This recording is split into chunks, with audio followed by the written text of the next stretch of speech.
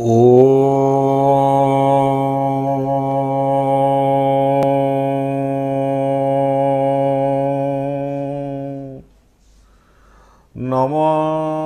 परम ब्रह्म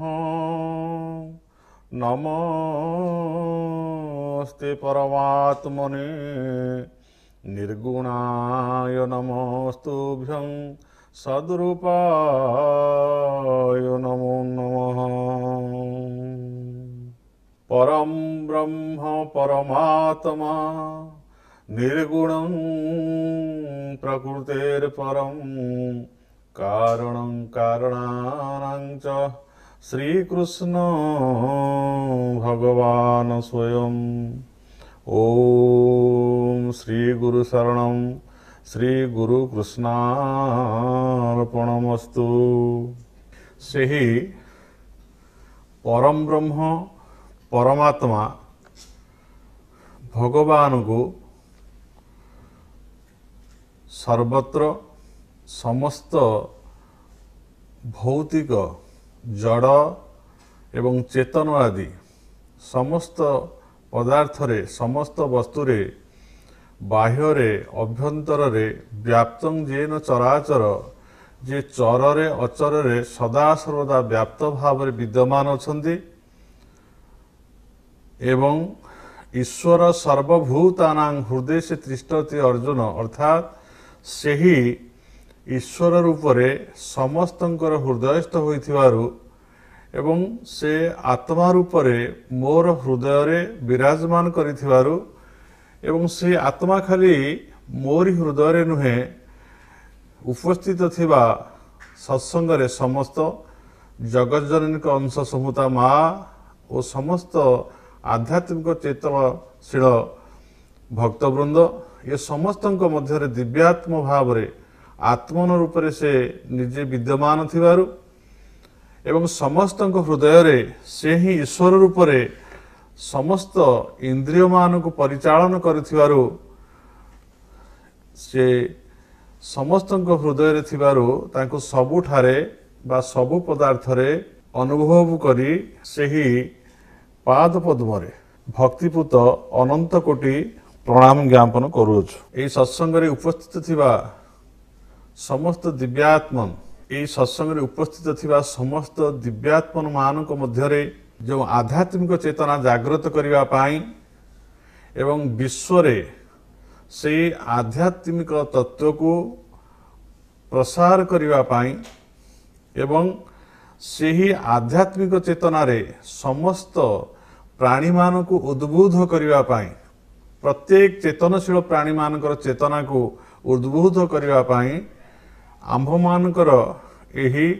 जो प्रयास जो सत्संगर प्रयास ताहा अत्यंत दुर्लभ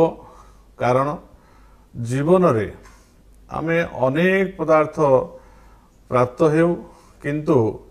जीवन रे सत्संग प्राप्त हेबा अत्यंत दुर्लभ कारण ये सत्संग सबु स्थान रे सहज हुए नाही बा सहज लब्ध हुए नाही। सत्संग को शुणिबा पाई हेले आंभ मानकर पूर्वर निष्ठा धैर्य एवं विशेष भाव रे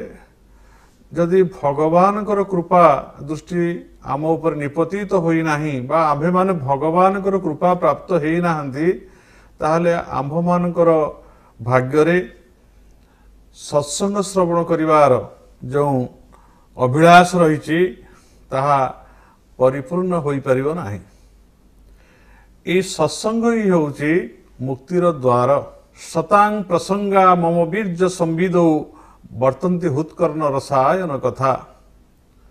साधु मानकर गहन रे जो भगवत कथा प्रसंग आसे जहा को श्रवण कले एवं मनन कले एवं परिशेष रे निधिध्यासन करिबा द्वारा आंभ मानकर चित्त अत्यंत निर्मल एवं शुद्ध हुए एवं विषय प्रति जो बाह्य विषय प्रति जो आमर अनुराग रही से अनुराग रु आमे माने धीरे धीरे निवृत्त होई परम ब्रह्म परमात्मा आड़ को आमर निवृत्त हो अर्थात आमे विषय वासना ठारू निवृत्त न रहिले बा से भोग भाग्य विषय भोग प्रति जदि आमे माने सदा सर्वदा धावित हवा ताहले आम मानकर चित्त निर्मल हेबो नाही बा शुद्ध हेबो नाही एवं से अशुद्ध चित्तरे आमे भगवान कर दर्शन केबे भी करि परिबा नाही। तेणु चित्त शुद्धिर मूल कारण हेउछि सत्संग एवं सत्संग माध्यम रे आमे भगवान को कथा श्रवण करिबा द्वारा एवं सेही विषय रे सम्यक भाव रे ज्ञान लाभ करिबा द्वारा आम मानकर अज्ञान अंधकार दूर होई चित्तवृत्ति निरोध हुए अर्थात चित्तर जो वृत्ति गुड़िक विषय प्रति धावित होउथाय से विषय प्रति धावित न होई भगवत मुखी हेउथिवारु बा भगवान को प्रति आकृष्ट हेउथिवारु बा आसक्त होउथिवारु सेठी विषय प्रति वैराग्य भाव आसे एवं भगवान को प्रति अनुराग आसे ता द्वारा चित्तवृत्ति निरोध होई से भगवत प्रेम रे बा सेही परम ब्रह्म परमात्मा का सत्ता रे तांकु बुझी तांकु जानी तांकरी ठारे स्थित हेले चित्तवृत्ति निरोध हो जाए एवं सेही चित्तवृत्ति निरोध होई होउची जोग एवं ताहा हेउची समाधिर लक्षण। तेणु आंभ मानकु ई सत्संग माध्यम रे किभली भाव रे आंभे माने निष्ठावान हेले ए मनुष्य जीवन सफल हेबो एवं यही मनुष्य जीवन इह काल रे किभली भाव रे आमे भगवत कृपा लाभ करी आमर ए मनुष्य जीवन को सार्थक करि परिबा एवं परिपूर्ण करि परिबा एवं परिशेष रे से सच्चिद आनंद स्वरूप भगवान को प्राप्त होई आमे सेही महा आनंद जहा होची नित्य आनंद ताको प्राप्त होई आम जीवन को आमे धन्य करि परिबा। सेहिथि पई ये सत्संगर प्रयास एवं आमे आज सत्संग रे समस्तंकर मंगल कामना करूछु सेही परम ब्रह्म परमात्मा मंगलमय भगवान समस्तंकर जीवन को मंगलमय करंतु मधुमय करंतु। आसंतु आजिर सत्संग विषय आलोचना करिबा। जेउ सत्संग आलोचना करा जाउछि ताहा परंपरा क्रमे गुरु परंपरा क्रमे ई सत्संग आसुछि एवं यह पूर्वरु जो माने थिले हमर इह संसार रे आज नाहांती से माने मध्य श्रवण करिथिले आज आमे माने अछंती श्रवण करूछे एवं आगामी भविष्यत पाई मध्य ई सत्संगर वार्ता सेमति चीर देदीप्यमान हिसाब रे से आम पाखरे उपस्थित थिबे एवं आमे माने यहा को श्रवण करी आमे उपकृत हेउथिबा। आमे पूर्वरु आलोचना करिछे जे आमे 84 लाख जीवजनी अतिक्रम करी अनेक जन्मर पुण्य फल रे मनुष्य जन्म लाभ करिछे अर्थात बहुनांग जमनांग अन्ते ज्ञानवान वांग प्रपद्यते अर्थात बहु जन्मर अंत हेलानी आमर आमे कीट पतंग स्थावर जंगम जलस्तर जलचर आदि विभिन्न प्रकार जीवजनी रे आमे संभूत होई बा सृष्टि हेई बा जन्मलाभ करी इह संसार रे आसी अनेक दुख जातना सह्य करी धीरे धीरे क्रम विवर्तन बादरे बा विवर्तन पथरे आमे माने मनुष्य जन्म प्राप्त होइछे। तेणु यही मनुष्य जन्म हेउछि अत्यंत दुर्लभ कारण आमे सर्वप्रथम रु केही मनुष्य जन्म प्राप्त हेने ए कथा पूर्व अध्याय रे आलोचना हेइथिला। तेणु आमे माने भगवत कृपारु अनेक अनेक जन्मर पुण्य संचय करी एवं अनेक अनेक जन्म लाभ करी आमे मनुष्य जन्म प्राप्त होइछे एवं यही जो मनुष्य जन्म प्राप्त होइछे यहा आहार कोनोसी स्थायित्व नाही। कोनोसी मुहूर्त रे एही मनुष्य जो शरीर प्राप्त होइछे यहा कोनोसी मुहूर्त रे निधन हेई पारे बा यहा नष्ट हो जाई पारे। जातस्य ही ध्रुवर मृत्यु ध्रुवं जन्म मृतस्य तो जन्म जे बड़ी भाव रे ध्रुव एवं जी थरे जात होइछि बा सृष्टि होइछि बा इह संसार जन्म लाभ करिछि ନିଶ୍ଚିନ୍ତ ଭାବରେ ସେହିଭଳି ଭାବରେ ତାର ମୃତ୍ୟୁ ହେବ ଏବଂ ମୃତ୍ୟୁ ହେଉଛି ଏକ ଅବସମ୍ଭାବୀ ଏବଂ ମୃତ୍ୟୁ ଏହା ହେଉଛି ଚିରନ୍ତନ ସତ୍ୟ। ଆମେ ଜୀବନ ଭିତରେ ଏଇ ଜୀବନଯାତ୍ରା ଭିତରେ ଆମେ ଆଧ୍ୟାତ୍ମିକ ଜ୍ଞାନ ଲାଭ କେତେ କରିଛେ ବା ନ କରିଛେ, କେତେ ଅଧ୍ୟୟନ ବା ସ୍ୱାଧ୍ୟାୟ କରିଛେ କି ନାହିଁ ଆମେ ଜାଣିନେ, କେତେ ସତ୍ସଙ୍ଗ କରିଛେ କି ଜାଣିନେ, ବା ଆମେ ସତ୍ସଙ୍ଗ କରିଥାଉ ବା ଯେତେ ବଡ଼ ସିଦ୍ଧ ମହାପୁରୁଷ ହେଇଥାଉ ଆମ ସମସ୍ତଙ୍କର ଗତି ମୃତ୍ୟୁ ଆଡ଼କୁ, ଅର୍ଥାତ୍ ଆମେ ସମସ୍ତେ ମୃତ୍ୟୁ ଲାଭ କରିବା। ତେଣୁ ଆମେ ସେଇ ଯେଉଁ ମୃତ୍ୟୁ ଲାଭ କରିବା ସେ ମୃତ୍ୟୁ ଲାଭର କୌଣସି ସମୟ ନିର୍ଦ୍ଦିଷ୍ଟ ନାହିଁ, କୌଣସି ମୁହୂର୍ତ୍ତରେ ମୃତ୍ୟୁ ଲାଭ ହୋଇପାରେ। ତେଣୁ ଏଇ ଯେଉଁ ଦୁର୍ଲଭ ଶରୀରକୁ ଆମେ ପ୍ରାପ୍ତ ହୋଇଛନ୍ତି, ଦୁର୍ଲଭ ମନୁଷ୍ୟ ଶରୀର, ବହୁ କଷ୍ଟରେ ବହୁ ଜନ୍ମ ପରେ ଆମେ ମନୁଷ୍ୟ ଶରୀର ପ୍ରାପ୍ତ ହେଇଛେ, ଯଦି ଆମେ ତାକୁ ବ୍ୟର୍ଥ କରିଦେବା, ଅର୍ଥାତ୍ କେବଳ ଖାଇବା ପିଇବା ଶୋଇବା ଆହାର ନିଦ୍ରା ମୈଥୁନ ଆଦି ଆମେ ଯଦି ଏଇ କର୍ମ କରି କରି କେବଳ ଶରୀରକୁ ନଷ୍ଟ କରିଦେବା, ତାହେଲେ ଇଏ ଯେଉଁ ମନୁଷ୍ୟ ଜନ୍ମ ଅତ୍ୟନ୍ତ କଷ୍ଟଲବ୍ଧ, ବହୁ ଜନ୍ମ ପରେ ଯାହାକୁ ଆମେ ପୁଣ୍ୟ ସଞ୍ଚୟ କରି ପ୍ରାପ୍ତି ହେଇଛି ଆମକୁ, ଆମେ ତାର କୌଣସି ସେ ଶରୀର ଯେଉଁ ଲାଭ କରିଛେ ସେ ଶରୀର ମାଧ୍ୟମରେ ଆମେ କିଛି ବି ଉପକୃତ ହେଇପାରିବା ନାହିଁ। ଏହା ଅକାଳରେ ହିଁ ବିନାଶ ହେଇଯିବ, ଯେହେତୁ ଏହା ହେଉଛି ବିନାଶଶୀଳ, ସେ ଶରୀର ହେଉଛି ବିନାଶଶୀଳ ଏବଂ ଇଏ ନାଶବାନ ଶରୀର ହୋଇଥିବାରୁ କୌଣସି ମୁହୂର୍ତ୍ତରେ ନାଶ ହୋଇଯିବା ପୂର୍ବରୁ କୌଣସି ସମୟକୁ ନଷ୍ଟ କରିବାର ନାହିଁ। ପ୍ରତ୍ୟେକ ମୁହୂର୍ତ୍ତ, ପ୍ରତ୍ୟେକ ଦଣ୍ଡ, ପ୍ରତ୍ୟେକ ସମୟକୁ ଆମକୁ ପ୍ରକୃଷ୍ଟ ଭାବରେ ସତ୍ୟ ଧର୍ମ ପଥରେ ବିନିଯୋଗ କରିବାର ଅଛି। ଶରୀର ତ ବିନିଯୋଗ ହେଉଛି ନା କୌଣସି କୌଣସି କାର୍ଯ୍ୟରେ, କିନ୍ତୁ ତାହା ଅସତ୍ୟ ହୋଇଥିବାରୁ, ବିଷୟ ଭୋଗାସକ୍ତ ପଦାର୍ଥ ପ୍ରତି ଧାବିତ ହୋଇଥିବାରୁ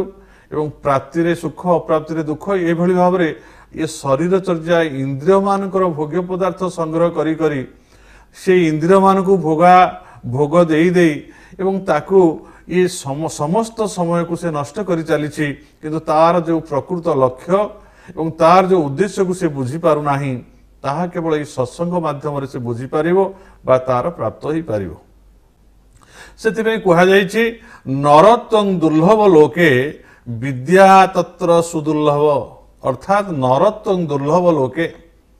ଏ ଯେଉଁ ଲୋକେ ଅର୍ଥାତ୍ ଆମେ ଯେଉଁ ଭୂଲୋକରେ এই ପୃଥିବୀ ମଣ୍ଡଳରେ ଯେଉଁ ଆମେ ଜନ୍ମଲାଭ କରିଛେ,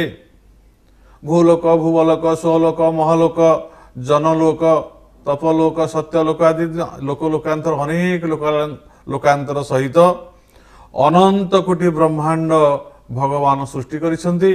ଅନେକ ଜୈବ ଲୀଳା ଏବଂ ଅନେକ ଜୀବଜନିରେ ଜନ୍ମ ମୃତ୍ୟୁ ଆଦି ଅନେକ ଲୀଳା ଏଠାରେ ସଂଘଟିତ ହେଉଥିଲେ ମଧ୍ୟ ସେଥିମଧ୍ୟରୁ ଇହ ସଂସାର ମଧ୍ୟରେ ନରତ୍ୱଂ ଅର୍ଥାତ୍ ଗୋଟେ ନରତନୁ ବା ମନୁଷ୍ୟ ଶରୀର ପ୍ରାପ୍ତ ହେବା ଅତ୍ୟନ୍ତ ଦୁର୍ଲଭ। ବିଦ୍ୟା ତତ୍ର ସୁଦୁର୍ଲଭ, ଇଏ ମନୁଷ୍ୟ ଶରୀର ଖାଲି ପ୍ରାପ୍ତ ହେଲେ ହବନି, ଯଦି ଆମ ଭିତରେ ଅଜ୍ଞାନତା ଅଛି, ମୂଢ଼ତା ଅଛି, ଏ ଅଜ୍ଞାନତା ଭିତରେ ଯଦି ଏ ଶରୀର ଗତି କରେ ତାହେଲେ ତାହା ପଶୁ ତୁଲ୍ୟ, କେବଳ ନାନା ଦୁଃଖ କଷ୍ଟ ଭିତରେ ସେ ଭୋଗି ଭୋଗି ଏ ଭୋଗ ଆବରଣ ଭିତରେ ନିଜକୁ ରଖି ରଖି କେବଳ ତାର ସମସ୍ତ ସମୟ ଚାଲିଯିବ ଏବଂ ଦୁଃଖ କଷ୍ଟ ଭିତରେ ପ୍ରକୃତ ଯେଉଁ ମନୁଷ୍ୟ ଜନ୍ମର ଲାଭ ବା ଯେଉଁ ମନୁଷ୍ୟ ଶରୀର ଧାରଣ କରିଛି ସେ ତା ଦ୍ୱାରା କୌଣସି ଉପକୃତ ହୋଇପାରିବ ନାହିଁ। ଯଦି ଏ ମନୁଷ୍ୟ ଶରୀର ଲାଭ କରି ସେ ବିଦ୍ୟା ପ୍ରାପ୍ତ ହେଇପାରିବ ନାହିଁ। ବିଦ୍ୟା କାହାକୁ କୁହାଯାଏ? ଜ୍ଞାନ ହିଁ ହେଉଛି ବିଦ୍ୟା। ଏ ବିଦ୍ୟା କିଭଳି ଭାବରେ ନା ସା ବିଦ୍ୟା ଯାଚ ବିମୁକ୍ତଏ, ସେଇ ହେଉଛି ବିଦ୍ୟା ଯିଏ ଆମକୁ ସମସ୍ତ ବନ୍ଧନରୁ ମୁକ୍ତି ପ୍ରାପ୍ତ କରେ ବା ଆମକୁ ବନ୍ଧନ ମୁକ୍ତ ଯିଏ କରିଦିଏ। କିନ୍ତୁ ଯେଉଁ ବିଦ୍ୟା ଦ୍ୱାରା ଆମେ ଯାହାକୁ ଲାଭ କଲେ ବା ଯେଉଁ ଜ୍ଞାନ ଦ୍ୱାରା ବା ବିଦ୍ୟା ଦ୍ୱାରା ଆମେ ବନ୍ଧନ ପ୍ରାପ୍ତ ହଉ, ଅର୍ଥାତ୍ ବିଷୟ ଭୋଗାବରଣରେ ଆମେ ଆବୃତ ହଉ, ବିଷୟ ଆଡ଼କୁ ଆମର ମନ ଚାଲିଯାଏ, ଆମେ ସଦା ସର୍ବଦା ତାରି ପଛରେ ଧାବିତ ହୋଇ କାମ କ୍ରୋଧ ଲୋଭ ମୋହ ମଦ ମତ୍ସର୍ଯ୍ୟ ଆଦି ଏବଂ ଶବ୍ଦ ସ୍ପର୍ଶ ରୂପ ରସ ଗନ୍ଧ ଏ ପ୍ରତ୍ୟେକ ବିଷୟ ପଦାର୍ଥକୁ ଆମେ ପ୍ରାପ୍ତ ହେବା ପାଇଁ ସେଇ ବିଷୟ ପଦାର୍ଥ ପ୍ରତି ଆମେ ଧାବିତ ହେଉ ଏବଂ ସେଇ ବିଷୟ ପଦାର୍ଥ ପ୍ରତି ଧାବିତ ହଉ आमर समय नष्ट हो जाए आम से बंधन रे था अर्थात विषय भोग आवरण भितर आवृत होई आम से बंधन भितर निजर स्वरूप मु किए मु कौन पे संसार को आसी ये संसार मु केते दिन रही एवं ये मोर कौन कर आवश्यक रही ये समस्त कथा को मु भूली जाई था केवल भोग आवरण भितर रही से भोग जो आवरण विषय जो आवरण जो विषय बुद्धि आकु केवल नष्ट करे विद्या सा विद्या जाच विमुक्त जे आमुकी विषय बंधन जे मुक्त कर दिए काम बंधन में वैकं नान्य दस्ताह बंधन आम जो कामना वासना रे जर्जरित होइछे जे आम भितर जो काम लालसा अच्छी भोग करने आमे सदा सर्वदा शब्द स्पर्श रूप रस गंध भल खाइबी भल शुणिबी भल देखिबी एवं इंद्रिय को सुख देवी आहार निद्रा भय मैथुन माध्यम ये समस्त कार्य को मु जो प्राप्त होगा सदा सर्वदा मु धावित होउछि एवं से बंधन रे मु पड़छि अर्थात मु से भोग आवरण भितर निवृत्त होई केबे भी भल कार्य करने चिंतन करि पारु नाही मु सेइथिरे ही सदा सर्वदा धावित होउछि सी बंधन जे पर्यंत मुक्त न होइछि प्रकृत जो मनुष्य जन्मर सार्थकता मुझे कौन पी आसी एवं केते कष्ट रे शरीर प्राप्त होइछि ये कथा जानिया पई जो समय से समय आम पाखे हुए ना आम सदा सर्वदा से माति थाउ केवल भोग विलास माति थाउ विषय भोग विलास से कह जाउछि जे जो नरत्तं दुर्लभ लोके अर्थात ये जो दुर्लभ मनुष्य शरीर आम प्राप्त होइछे ताकू किभଳି भाବରେ अविद्यार मुक्त करी बा अज्ञान अंधकार मुक्त करी आमे किभଳି भाବରେ ज्ञानर आलोक उद्भासित हेबा बा किभଳି भाବରେ आमे विद्या प्राप्त हेबा सेही होछि प्रकृत आमर चरम लक्ष्य हेबार आवश्यक रहिछि जेभଳି भाବରେ नरत्व बा ये मनुष्य शरीर होछि अत्यंत दुर्लभ प्राप्त हेबा ठीक से भଳି भाବରେ ये मनुष्य शरीर प्राप्त हेई विद्या प्राप्त हेबा जहा मुक्तिदायक जहा मुक्तिर परिचायक जे बंधन मुक्ति करे से भली भाव विद्या सत्संग माध्यम बा साधु मान प्राप्त हेबा अत्यंत सुदुर्लभ जदिओ मनुष्य शरीर प्राप्त हेबा दुर्लभ किंतु ताठारो अत्यधिक सुदुर्लभ हेउची जे आम्भे माने साधु सन्थ मानक ठारू बा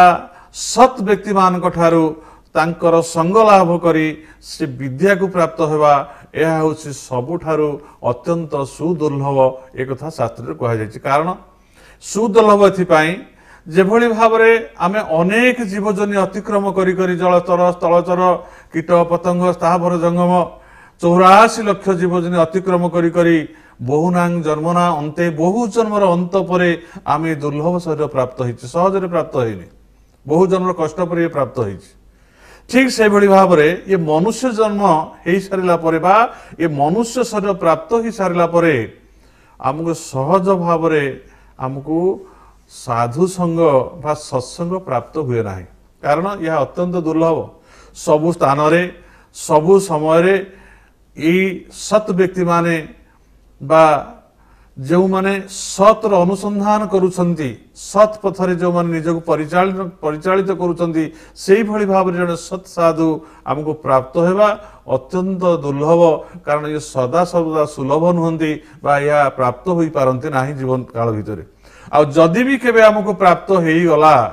ताहले हमको मन रखिବାକୁ पड़िबो जे या होची अत्यंत दुर्लभ तेणु याकू किभली भाव आमे से सत्संग को श्रवण करी से अनुसार किभली भाव आम जीवनचर्या को बा जीवनर गतिगर्थ को आम परिचालित करी आम से सत्य धर्म पथरे जाई से सत भगवान को बा सत पुंडरीकाक्ष को बा से सत परम ब्रह्म को जे सच्चिदानंद स्वरूप तांको केमती आम प्राप्त हेबा से परमात्मा परम ब्रह्म को से पथटी आम सुगम हुए सत्संग माध्यम पुनः कह जाउचे कवितं दुर्लभं तत्र मनुष्य जीवन बा मनुष्य शरीर प्राप्त होगा दुर्लभ ततोधिक सुलभ होउछि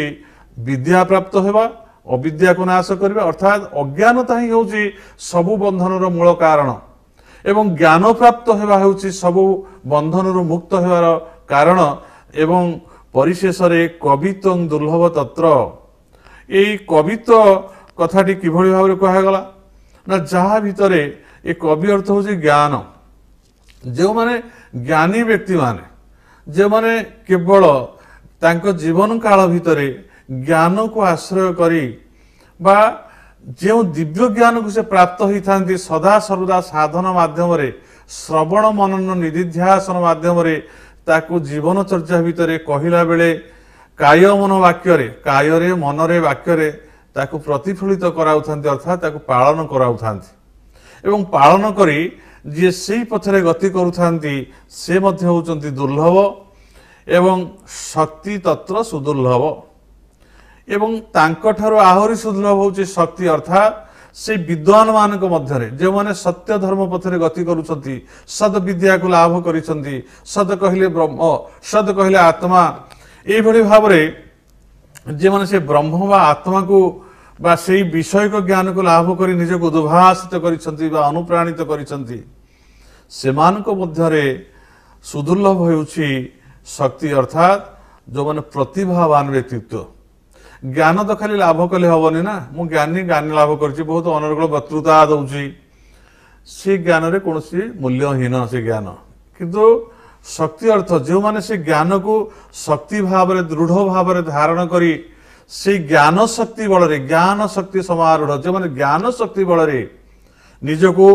ସଦାସର୍ବଦା ନିଜକୁ ନିଜର ଜୀବନଚର୍ଯ୍ୟାକୁ ବା ଜୀବନର ନୌକାକୁ ଚାଳିତ କରୁଛନ୍ତି ସେହି ଶକ୍ତି ବଳରେ ଅଜ୍ଞାନକୁ ଧ୍ୱଂସ କରୁଛନ୍ତି ଅର୍ଥାତ୍ ସେ ଜ୍ଞାନ ରୂପକ ଖଡ୍ଗ ଦ୍ୱାରା ବଳଶାଳୀ ହେଇ ଶକ୍ତିଶାଳୀ ହେଇ ସଦାସର୍ବଦା ଯେଉଁ ଅଜ୍ଞାନତା ତାଙ୍କ ଆଡ଼କୁ ଗତି କରୁଛି ଏବଂ ତାଙ୍କୁ ମୋହଜାଲରେ ଆବୃତ କରିଦେଉଛି ଭୋଗାରଣରେ ଆବୃତ କରିଦେଉଛି କାମ କ୍ରୋଧରେ ଜର୍ଜରିତ କରିଦେଉଛି ସେଇ ମୋହରୂପକ ଜାଲକୁ ବା ସେଇ ଅତ୍ୟନ୍ତ ଦୁର୍ଦ୍ଦଶ କାମ ରୂପକ ଯେଉଁ ବନ୍ଧନ ତାକୁ ନଷ୍ଟ କରିବା ପାଇଁ ଯିଏ ଶକ୍ତି ଅର୍ଥାତ୍ ଜ୍ଞାନ ଶକ୍ତିରେ ଆରୂଢ଼ ହୋଇ ସେ ଜ୍ଞାନ ରୂପକ ଖଡ୍ଗ ଦ୍ୱାରା ତାକୁ ସଦାସର୍ବଦା ନଷ୍ଟ କରୁଛି ସେଇ ଶକ୍ତିମାନ ପୁରୁଷ ସବୁଠାରୁ ଅତ୍ୟନ୍ତ ଦୁର୍ଲଭ ଅର୍ଥାତ୍ ଯିଏ ଜ୍ଞାନ ଲାଭ କରି ବିଦ୍ୟା ତପସ୍ୟା ଦ୍ୱାରା ବିଦ୍ୟା ଲାଭ କରି ନିଜକୁ ପ୍ରତିଷ୍ଠା କରି ସେ ଜ୍ଞାନରେ ସମ୍ପୂର୍ଣ୍ଣ ଅଜ୍ଞାନ ଅନ୍ଧକାରକୁ ଦୂର କରିଦେଇ ସେଇ ଜ୍ଞାନ ପଥରେ ଯିଏ ନିଜକୁ ପରିଚାଳିତ କରୁଛନ୍ତି ସେଇମାନେ ହିଁ ଅନ୍ୟମାନଙ୍କ ଦୃଷ୍ଟାନ୍ତ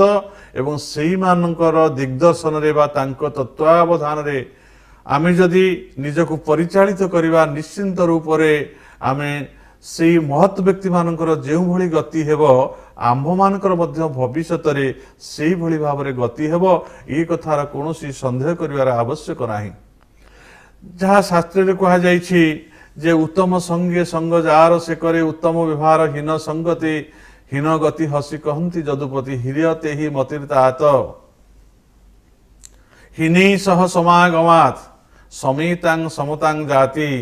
ବିଶିଷ୍ଟେତୁ ବିଶିଷ୍ଟତାଂ ଅର୍ଥାତ୍ ଯେଉଁମାନେ ହୀନ ସଙ୍ଗରେ ବା ଖଳ ଲୋକଙ୍କ ସାଙ୍ଗରେ ମୂର୍ଖ ସାଙ୍ଗରେ ବା ଦୁର୍ଜନଙ୍କ ସାଙ୍ଗରେ ଯେଉଁମାନେ ସଙ୍ଗ ଲାଭ କରିବେ ସେମାନେ ନିଶ୍ଚିନ୍ତ ଭାବରେ ସେଇ ଦୁର୍ଜନଙ୍କ ସହିତ ମିଶି ସେମାନେ ସେଇ ତାଙ୍କର ଯେଉଁ ସ୍ୱଭାବ ସେ ତାକୁ ପ୍ରାପ୍ତ ହେବେ ଏବଂ ଯେଉଁମାନେ ସମତା ଅର୍ଥାତ୍ ଯେଉଁମାନେ ନିଜର ବୁଦ୍ଧି ବିଦ୍ୟା ଯେଉଁମାନେ ସମାନ ମୁଁ ଯାହା ଚାହୁଁଛି ଅନ୍ୟ ଜଣେ ସିହା ଚାହୁଁଛି ସେଇ ବ୍ୟକ୍ତିଙ୍କ ସହିତ ଯଦି ମୁଁ ମିଶିବି ତାହେଲେ ତାହା ସ୍ଥିର ରହିବ ଏବଂ ଯଦି ବିଶିଷ୍ଟ ବ୍ୟକ୍ତିମାନଙ୍କ ସହିତ ଯେଉଁମାନେ ମୋ ଠାରୁ ଅତ୍ୟନ୍ତ ଦୁର୍ଲଭ ଯେଉଁମାନେ ଅତ୍ୟନ୍ତ ଜ୍ଞାନୀ ପଣ୍ଡିତ ଓ ନିଜକୁ ସେଇ ପଥରେ ପରିଚାଳିତ କରୁଛନ୍ତି ମୁଁ ଯଦି ତାଙ୍କ ସହିତ ମିଶିବି ତାହେଲେ ମୁଁ ମଧ୍ୟ ବିଶିଷ୍ଟ ହୋଇପାରିବି। ଆଜିର ଆଲୋଚନା ବିଷୟବସ୍ତୁରେ ସତ୍ସଙ୍ଗ ମାଧ୍ୟମରେ ସମୟ ହେଇଯାଇଥିବାରୁ ଆମେ ଏଇଠାରେ ଏଇ ସତ୍ସଙ୍ଗ କାର୍ଯ୍ୟକ୍ରମକୁ ଏଇଠାରେ ଆମେ ରଖିବା ଏବଂ ପରବର୍ତ୍ତୀ କାର୍ଯ୍ୟକ୍ରମ ପାଇଁ ଆମେ ପ୍ରସ୍ତୁତ ହେବା ଯେ ଆଗାମୀକାଲି ଠିକ୍ ଏହି ସମୟରେ ପ୍ରାତ 7 ଘଟିକା ସମୟରେ ଆମେ ସମସ୍ତେ ଏକତ୍ରିତ ହେବା। ଆଜି ଯେଉଁଠାରେ ସତ୍ସଙ୍ଗ ରଖୁଛେ ସେଇଠାରୁ ଆରମ୍ଭ କରିବା। ସର୍ବେ ଭବନ୍ତୁ ସୁଖିନଃ ଲୋକା ସମସ୍ତା ସୁଖିନଃ ଭବନ୍ତୁ ଏଇ ବାଣୀ ସମସ୍ତଙ୍କର ଏଇ ବାଣୀ ମାଧ୍ୟମରେ ସମସ୍ତଙ୍କର ମଙ୍ଗଳ କାମନା କରି ଏଇଠାରେ ରହୁଛୁ। ଓମ୍ ଶାନ୍ତି ଓମ୍ ଶାନ୍ତି ଓମ୍ ଶାନ୍ତି।